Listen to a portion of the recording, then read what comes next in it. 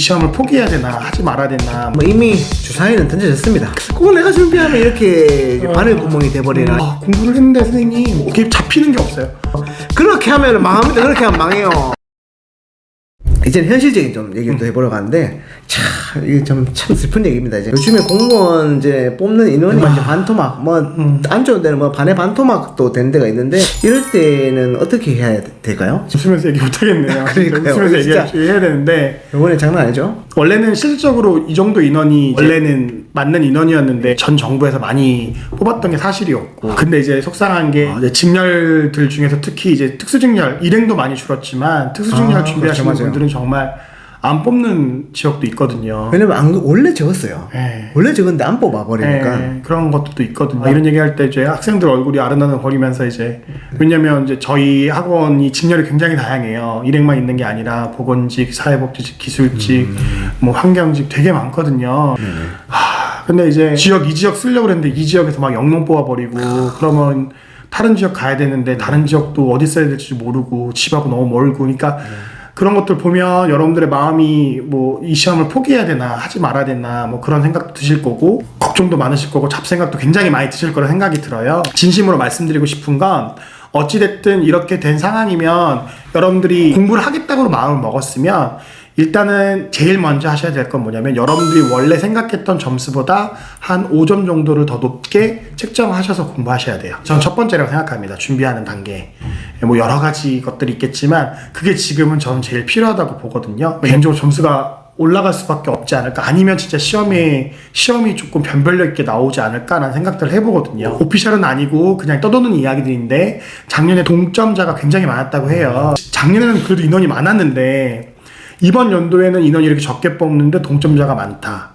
그러면 아시겠지만 이제 면접에서 가라는 거잖아요. 그렇죠. 네. 그게 저는 쉬운 일이 아니라고 보거든요. 그래서 그렇죠. 예, 변별력이 조금 있을 수밖에 없지 않을까라는 생각이 들어서, 저는 개인적으로 여러분들 조금 점수를 좀 높게 잡고 공부를 하셔야, 제가 더 부담을 드리나요? 근데 이게 현실인 것 같아요. 그렇죠. 현실적으로 말씀드린 겁니다. 괜히 할 수 있습니다. 힘내세요. 이 얘기보다는 여러분들이 지금 그 자리에서 해야 될 가장 현실적인 조언을 해드리는 게 아주 좋을 것 같아요. 그래서 그 조언의 가장 중요한 건, 저는 여러분들이 원래 목표했던 점수보다 5점 넘게 무조건 설정하셔야 가능하지 않을까, 그리고 그렇게 공부를 하셔야 되지 않을까라는 생각들을 해봅니다.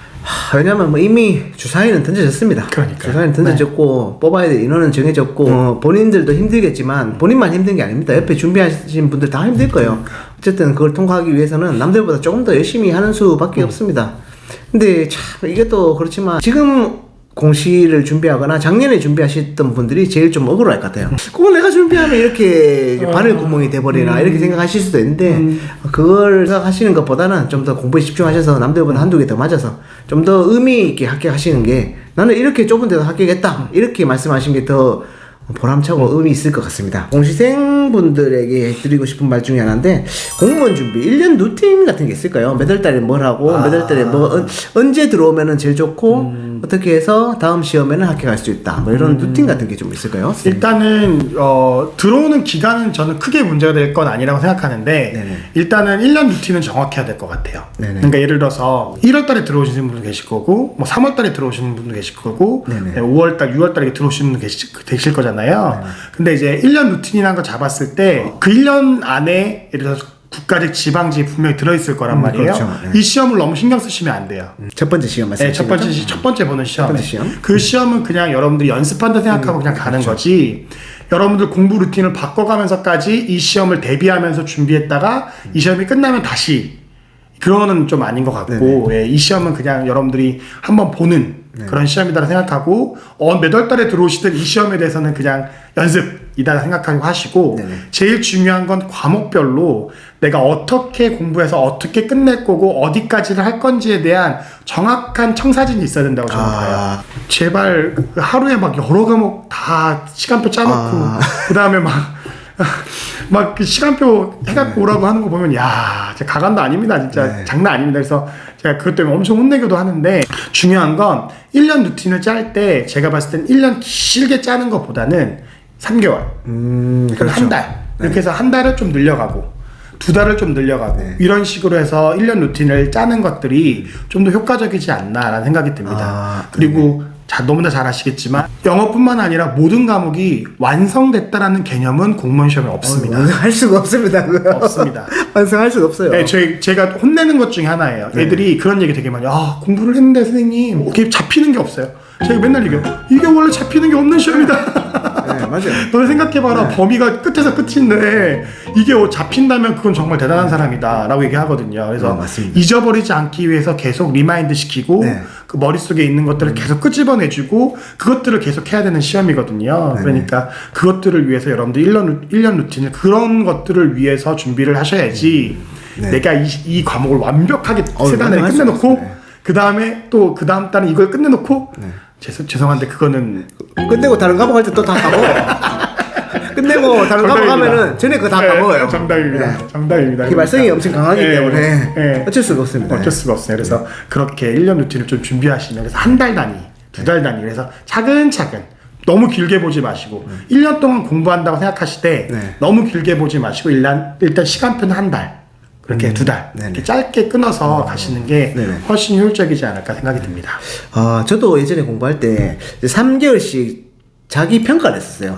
3개월 공부하고 내가 어느 정도 모의고사를 봐서 어느 정도 시험이 나왔으면은 또 그 다음에 목표를 또 따로잡아 또 3개월 뒤에 또 시험을 보고 또 3개월 뒤에 시험 보고서 계속 목표를 또 잡았던 기억이 납니다. 너무 좋네요. 네네, 그렇게 공부를 했었는데 그리고 또 선생님 말씀하셨듯이 1년 루틴 중에서 제가 제일 말씀드리고 싶은 경우는 시험이 끝나면은 뭐 국가직 시험은 둘째치고 국가직 시험이 끝나고 노는 사람은 없어요. 왜냐면은 바로 지방직 시험이 2달 뒤에 있기 때문에 안 노는데 지방직 시험 끝나면 놀아요. 노는 사람들이 그렇게 많아요. 놀다가 지방직 시험 보통 6월 7월 달에 있지 않습니까? 7월에 끝나서 이제 지방직 시험까지 끝났으니까 저는 한 3-4개월 뭐 짧으면 2-3개월 쉬었다 할래요.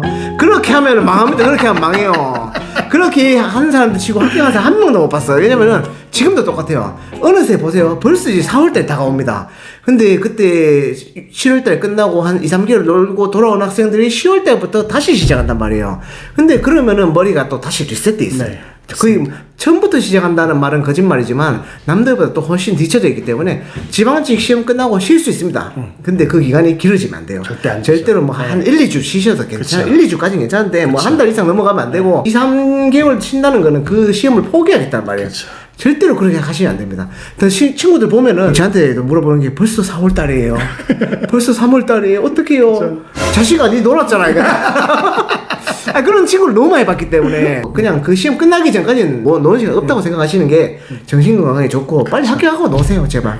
그게 루틴이고 나발이고 그렇게만 안 해도 합격한데 조금 더 빨리 합격하실 수 있을 겁니다. 거의 마지막 질문이긴 한데 진짜 너무 힘들어서 슬럼프에 빠진 공시생들에게 혹시나 하시고 싶은 말씀 있으실까요? 그쵸. 그런 분들 케이스가 하도 이제 다양한 케이스가 많고 슬럼프에 빠지는 거 개인적으로 제가 조금 이제 보면 외부적인 요인 때문에 슬럼프에 빠지는 경우가 있을 수 있다고 생각하거든요. 네네. 갑자기 공부 잘하고 있는데 저 그런 경우 많이 봤어요. 공부 잘하고 열심히 잘하고 있었는데 외부적인 거, 뭐 가정사라든지 내가 컨트롤할 수 없는 어떤 외부적인 그런 요인들이 자기한테 왔는데 그게 감당이 안 되는 거죠. 계속 공부만 하기에는 이것 때문에 집중이 안 되는 거죠. 그래서 슬럼프가 제일 안타까운 거예요. 슬럼프가 오는 경우를 저는 봤고, 근데 개인적으로 그런 경우는 이게 여러분들 어떻게 컨트롤할 수가 없는 거잖아요. 너무나 쉽게 얘기할 수 있는 단어긴 하지만 일단은 잊어버려라. 일단은 신경 쓰지 마라. 이런 말들을 많이 하는데 그건 어쩔 수가 없는 것 같아요. 그러니까 이렇게 얘기하면 좀 그래서 제가 자기계발서를 굉장히 싫어하는 사람 중에 하나예요. 그러니까 왜냐면 자기계발서 같은 것들을 보면 이제 항상 이제 우리의 삶의 문제점에 대해서 얘기하고 그 문제점을 고쳐야 된다고 얘기하고 그 모든 사람이 다 문제가 있는 거예요. 그걸 고쳐야 돼요. 요 패턴이거든요. 제가 인생을 좀 살다 보니까 모든 문제나 이런 것들이 꼭 문제가 있어서 생기는 건 아니더라고요.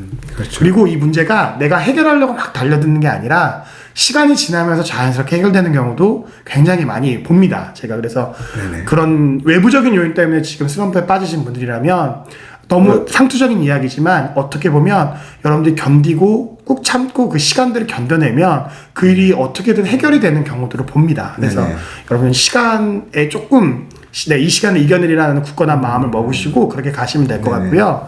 그 다음에 이제 두 번째 슬럼프 요인은 제가 봤을 때는 좀 혼나야 되는데 공부하다 지친 거죠.